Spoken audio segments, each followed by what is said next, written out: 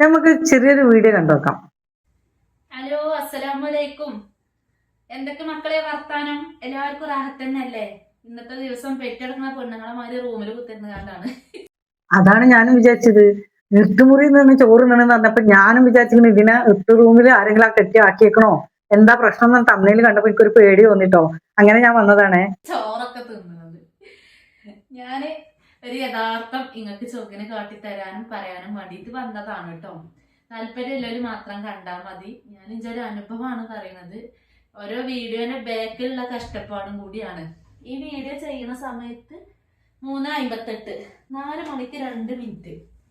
അപ്പൊ ഈ കാണുന്നത് എന്താന്ന് മനസ്സിലായി? ഈ ഫോണില് ഈ റൗണ്ടായി നിൽക്കുന്നത് നമ്മള് ലേഖം വരകില്ലേ, ആ വീഡിയോ എഡിറ്റിങ് കഴിഞ്ഞ് ഗാലറിക്ക് സേവ് ആക്കിക്കൊണ്ട് നിൽക്കുകയാണ് കേട്ടോ. നമ്മള് ഉച്ചക്കത്തെ ചോറ് വെച്ചുന്ന സമയമാണ് 4 മണി ആവാനായി. അപ്പൊ ഈ ഒരു വീഡിയോ ചെയ്യാനുള്ള ഒരു കാരണം എന്താ വെച്ചാല്, കമന്റ് ബോക്സിൽ ചില ആളുകൾ പറയും എനക്ക് അത്ര പൈസ ഉണ്ട്, അല്ലെങ്കിൽ എനിക്ക് ഇത്ര വരുമാനം ഉണ്ട്, പിന്നെ അതായത് ഇങ്ങനെ ഈ ചത്ര കിട്ടുന്നുണ്ട്. പക്ഷെ ആ കിട്ടണീന് അതിൻ്റെതായിട്ടുള്ള ബുദ്ധിമുട്ടുകളുണ്ട്. ഇച്ചറിയാം, ഏതൊരു പണിക്കും അതിൻ്റെതായിട്ടുള്ള ബുദ്ധിമുട്ടുണ്ട്. അത് സഹിച്ചാൽ ഞാൻ തയ്യാറാ.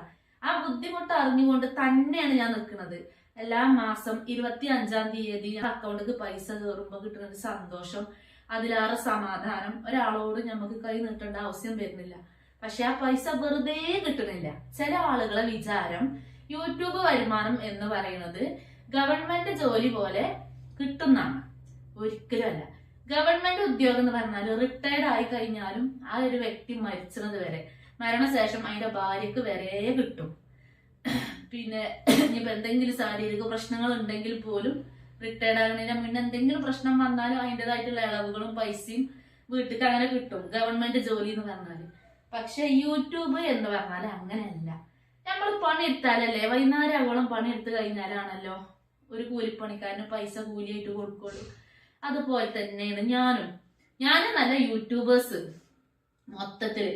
അതായത് നമ്മൾ വീഡിയോ ഇടുന്നുണ്ടോ എന്നെങ്കിലേ ഞമ്മക്ക് ഇതൊന്ന് കിട്ടുള്ളൂ. നമ്മള് വീഡിയോ ഇട്ടുകണെങ്കിൽ അത് ആളുകൾ കാണാൻ ഇഷ്ടപ്പെടുന്നുണ്ട് എന്നുണ്ടെങ്കിൽ, അത്യാവശ്യം റീച്ച് വ്യൂ ഉണ്ടെങ്കിൽ മാത്രമേ നമുക്ക് എന്ത് കിട്ടുള്ളൂ, മാസ വരുമാനം കിട്ടുള്ളൂ. എത്രയോ നല്ല വീഡിയോ ചെയ്യുന്ന ആളുകളുണ്ട്, പക്ഷെ ആളുകൾ അടിയിൽ എത്തിപ്പെടാതെ നിൽക്കുന്നവരും ഉണ്ട്. അതൊക്കെ എന്ന് പറഞ്ഞാല് ഓരോ സമയമാണ് ഓരോരുത്തർക്ക്. ഞാന് 3 മാസം അല്ല 4 മാസം നിൽക്കാതെ വീഡിയോ, 3 മണി എന്ന് പറഞ്ഞ സമയം ഉണ്ടെങ്കിൽ എന്റെ വീഡിയോ യൂട്യൂബിൽ വന്നിരിക്കും. പക്ഷെ അന്നൊന്നും ഞാൻ വൈറലായിട്ടില്ല, എവിടെയും എത്തിയിട്ടില്ല. പക്ഷെ ഇന്നല്ലെങ്കിൽ നാളെ രക്ഷപ്പെടുന്നുള്ള നിരക്ക് ഞാൻ 4 മാസം നിൽക്കാതെ വീഡിയോ ഇട്ടപ്പോ 93 വീഡിയോ ഇരിക്കണം. ഷോർട്ട് വീഡിയോ കൂട്ടാതെ 93 വീഡിയോ 4 മാസം കൊണ്ട് ഇട്ടിക്കണം. അങ്ങനെ 4 മാസം കഴിഞ്ഞ് 5-ാം മാസത്തേക്ക് ചാടിയപ്പോഴാണ് നമ്മുടെ ചാനൽ വൈറലാകുന്നത്. പക്ഷെ അതിന്റെ മുന്നേ ഇത് എവിടെ എത്തണില്ല എന്ന് വെച്ചിട്ട് ഞാൻ ഇട്ടേച്ച് പോയിട്ടില്ല. ഇപ്പോഴും ഞാൻ അങ്ങനെ തന്നെ. ഇതിപ്പോ ചില മാസം വളരെ കുറഞ്ഞേ കിട്ടുള്ളൂ, പക്ഷെ ആ മാസം റീച്ച് ഇല്ലാത്തത് കൊണ്ടാണ്.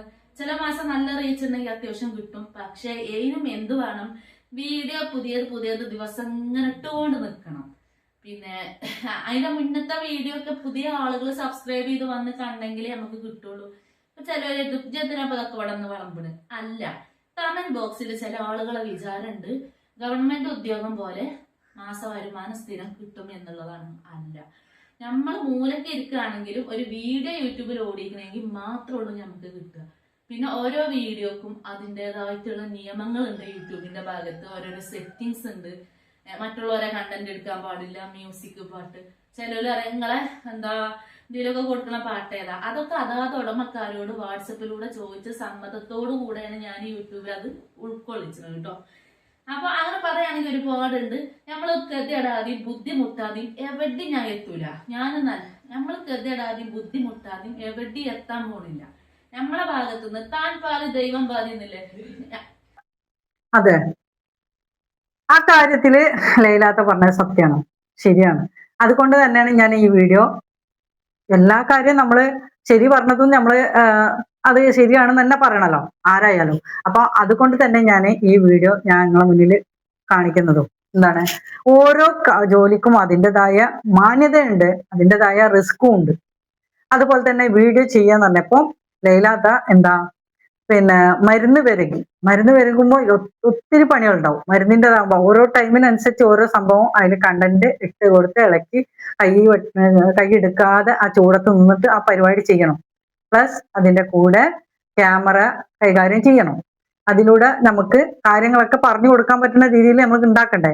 അപ്പോ ആ ടൈം നമ്മൾ വേറെ ഏതെങ്കിലും പിന്നെ ക്യാമറ വെക്കാതെ നമ്മളെ മരുന്നുണ്ടാക്കാൻ ഈസി ആയിട്ട് നമുക്ക് ചെയ്യാൻ പറ്റും. പെട്ടെന്ന് പണിയെടുക്കാൻ പറ്റും. വേറെ ഒന്നും നോക്കാനില്ല. ഇത് ക്യാമറയും കൂടെ നമ്മൾക്ക് കൈകാര്യം ചെയ്യുന്നത് കൊണ്ട് അതിൻ്റെതായ റിസ്ക് ഉണ്ട്.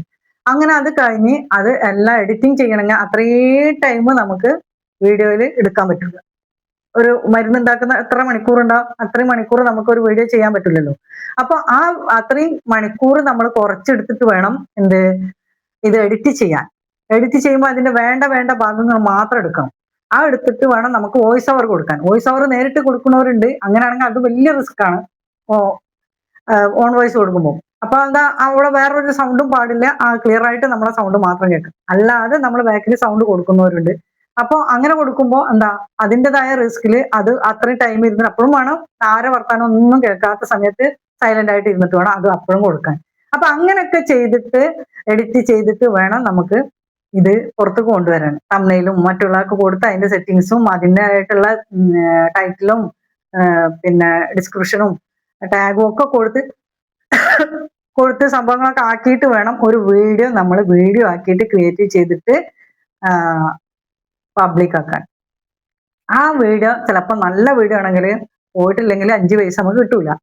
എത്രയോ 1000 ആൾക്കാർ കണ്ടെങ്കിൽ നമുക്ക് വല്ല ചില്ലറ പൈസ കിട്ടുള്ളൂ. ഡോളറിന് നമ്മളിവിടെ വളരെ കുറവാണ് വില. അപ്പൊ അങ്ങനെയുള്ള ഒരു സംഭവമുണ്ട്.